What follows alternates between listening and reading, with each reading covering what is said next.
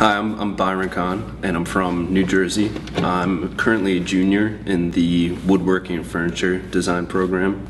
So my work is pretty complicated, not necessarily from a visual standpoint, but more the conceptual background and all the processes I go through. And it all starts off in my childhood for the most part, whether it's being at the beach a lot, growing up surfing with my uncle, or just playing games with my family. Family's really had a big part, and my background in math and science has really played influence in that, whether it's having complicated geometry or using curves in different ways and just really creating a three-dimensional object. My artistic influences are less individual people and more nature itself. Like I said, I spent a lot of time on the beach growing up over the summers, and just staring at the waves roll in and being out there on the waves, it's really played a pretty interesting role of how I approach design and use those things. And there's so many things out in nature that people try to replicate or kind of go for a similar aesthetic, but all you have to do is really look at certain things in nature and just draw from that. There's really endless design in nature that's really just on note. But as far as the people that influence me, obviously my professors here, Rich Tannen and Andy Buck, really influence my work pretty directly. And they're great. They really do a lot of great work.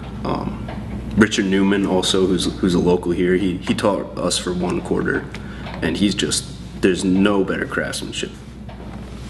The creative process personally all comes from inspiration. It's very personal to what I'm going through, and my best work is always when I'm happy, and feels like when I'm always by the beach, or just somewhere nice. But at the end of the day, it's really almost a state of mind of what gets that initial starting point. And then once I have that idea, it's making all those fine adjustments and pulling it into this technical side, which is the side I like more. That's what I feel my proficiency is more the technical making aspects. And wood's such a variable material. There's so many things that can change and go wrong, and it doesn't always do what you want. So knowing how to handle that, and sometimes the actual processes of making the piece are far more interesting and I think visually appealing than the final piece can be.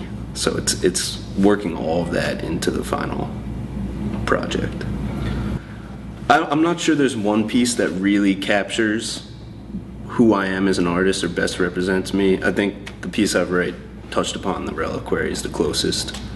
All the pieces I've done are different phases of things I've explored or ideas I've had.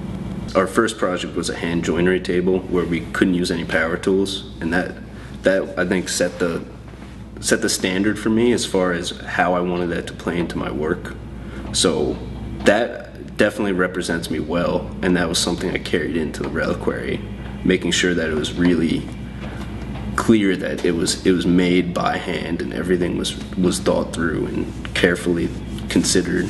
So the reliquary I think is a good one. Also the last project I did, a dining chair, using dovetails to join the seat and back and shaping the surfaces by hand. Those are things I'm really interested in. A new project I've worked on that's given me quite a challenge was when I studied abroad last summer in Croatia. I focused on, the project was city as a site, so it was really open, but Dubrovnik in Croatia was really it was the first time I was in Europe, and I was culture shocked in a good way. I was really taken aback by how much culture there was and how the relationships people had was so much different than here and what I was used to. So taking my viewpoint and taking their viewpoint, I was able to really relate the two and try to put that in what I came up with as a room divider. And also I'm going to ICFF, International Contemporary Furniture Fair in New York City, and it's a little overwhelming for me for where I'm at now. Being a student, it's really a lot to take in and be prepared for while I'm still doing other classes and trying to squeeze in my last project, but I think it'll be a great opportunity, and it's really gonna open my eyes to what's really out there and what it can be. I can't really give that much advice to aspiring artists because I am one.